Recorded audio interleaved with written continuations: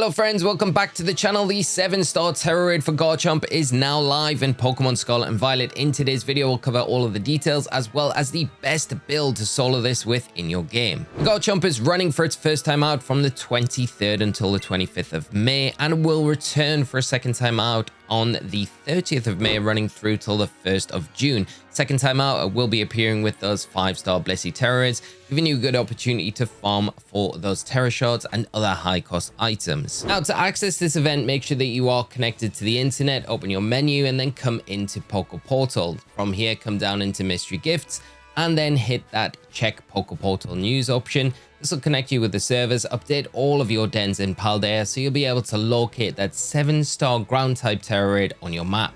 So the build that we're featuring in today's video is going to be for Sinistcha. It is only available in the DLCs in Kitakami, so you need access to those or know someone with the DLCs that can trade you one in. Tera typing here is pretty important. It is going to be a stellar Tera typing. We'll get into the reasons why during the battle. Held item is going to be the Metronome, and of course it is level 100 and all those IVs are hyper trained, so they're sitting at 31. The moveset is going to be pretty straightforward: Iron Defense, Nasty Plot, and Matcha Gotcha. And the EV spread is going to be 252 EVs in HP and in defense, with a modest nature. The remaining EVs just put into that special attacking stat. The ability here is pretty important as well. It has got that Heatproof ability. It is its hidden ability, so you would need to change that. Once you've trained it in game, your Sinistcha should look like this.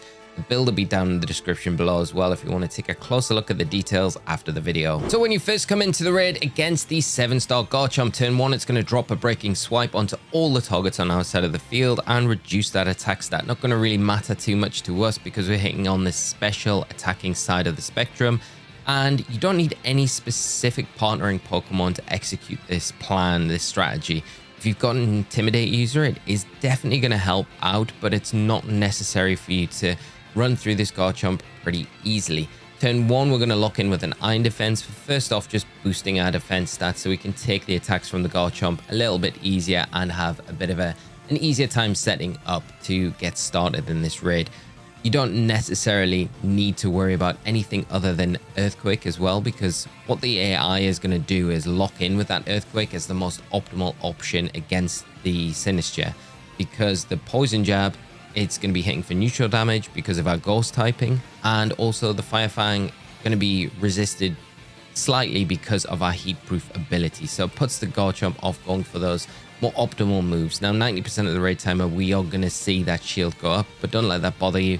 We are going to just continue on with our setup. We're going to go for 3 Nasty Plots after we've got that initial Iron Defense. We want to get our special attack up to +6 and then go on from there. Now, when I talked about the Stellar Terastallization, this is one of the real important reasons why we've opted for this over a Grass Terastallization. Now, if you go for the Grass Terastallization, when you do Terastallize, the Garchomp will immediately revert to going for those Poison Jabs, so you're going to have to contest with Poison as a status condition, which will chip you down, make it difficult throughout the raid, and also it's going to be hitting for super effective damage. Whereas if you go for the Stellar Terastallization, it will still click in more often than not, with that Earthquake being its most optimal option, meaning you can avoid that Poison status condition, meaning you can avoid any super effective damage, and the Earthquake not really something that we have to worry about at all in this raid. So a nice way to kind of get around some of the threats on the Garchomp. Now, after you've got those 3 Nasty Plots set up, you want to be going for those Matcha Gotchas. It's going to help recover your health, and of course as well, you do have that nice secondary effect where it can burn the Garchomp, and that can be through the shield as well, so it will help reduce that Swords Dance risk that you see from the Garchomp. It will go for 2 Swords Dances throughout this raid, so if you've got the burn, kind of nullifies one of them at least and keeps it in check, meaning that you're going to have an easier time. Of course, that on top of an Intimidate user as well is going to make it so easy to run through with this particular Pokemon, and it's one of my favorites. I love this Sinistcha build. I think it's so good and probably makes the Garchomp farmable as well with the speed that you're able to run through. So we'll go for that 3rd Matcha Gotcha, and after this we're going to be able to Terastallize, and then our damage should start to increase as well. The nice thing about the Metronome item well, every time we're consecutively using this move, it is increasing in power. So meaning that we'll be able to do a lot more damage to the Garchomp, break that shield a lot quicker, and get through to get to those high cost item drops, or just being able to catch the Garchomp as well. And you can see there, secondary effect coming into play, that Matcha Gotcha burn, which is great. And now we're in a position where we can terastallize.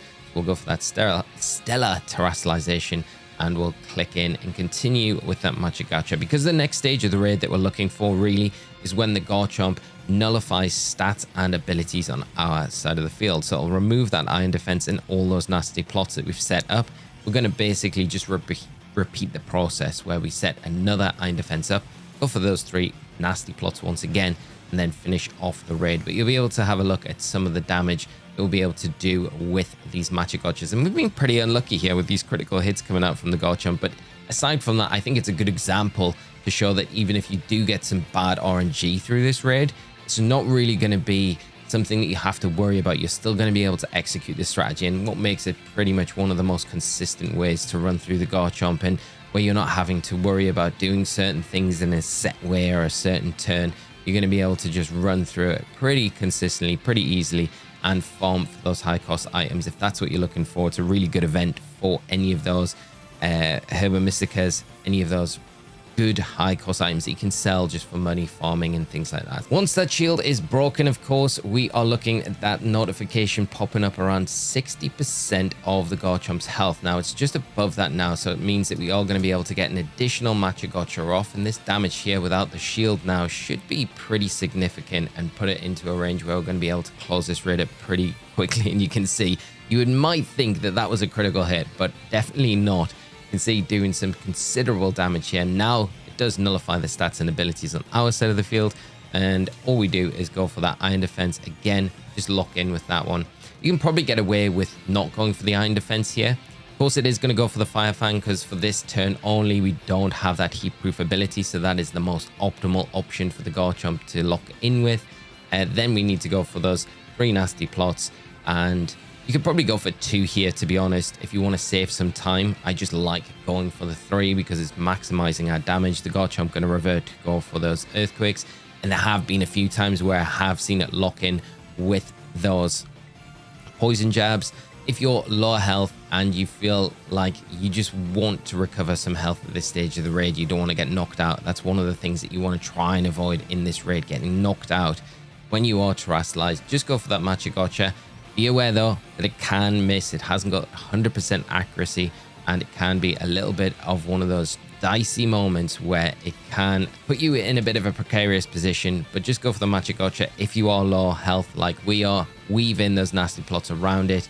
Not going to really gonna help for that metronome item, but it'll mean that you're in that healthier position. And I think now, rather than going for those nasty plots, we're probably better off just going for those Matcha Gotchas every turn, just to ensure that we run through the raid pretty quickly. You can see the raid timers in a really comfortable position as well.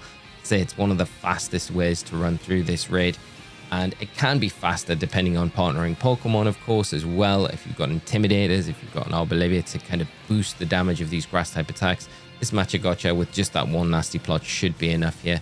So if you don't want to go for the 3, would you just barely missing it, then you've got that option as well. But like I say, it's probably the most optimal option at the moment.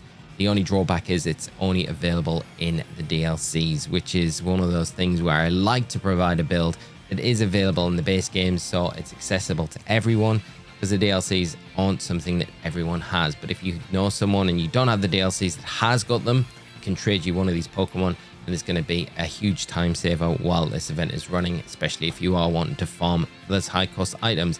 Of course, once you've beat the Garchomp, you're going to be able to catch it once per save file. So let me know down in the comment section below what ball you caught your Garchomp in. I went for a lure ball. I don't know if it was the best option. It's definitely a color match for sure. And then you're going to get those high cost items. Remember, you've got a 3% chance for any one of those 5 Herba Mysticas to drop in the raid. So as always with these 7-star raids, really good for those item drops. As always, if you want to respawn the den to farm it, open your map, hit your home menu on your controller, then come down into system settings, then down into system, and then into date and time. Make sure you synchronize clock for the internet's off.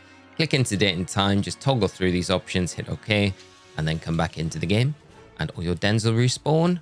And you'll be able to locate the 7-star den on your map again and head over to it to rinse and repeat. If you found the build in today's video helpful, do consider dropping a like on the video. It does really help out, and do subscribe to the channel as well to stay up to date with all of our Pokemon content. If you've got your own builds that you've had success with against this Garchomp, drop them down in the comment section. It'll help out others in the community that might be having a harder time with this event. Of course, the Garchomp will be running this weekend. It will be returning next. So if we've got any other builds, we'll post them on the channel as soon as possible. But thank you so much for tuning in to today's video, friends. Have a great rest of your day, and I will see you all in another one very soon. So until then, take care and bye-bye.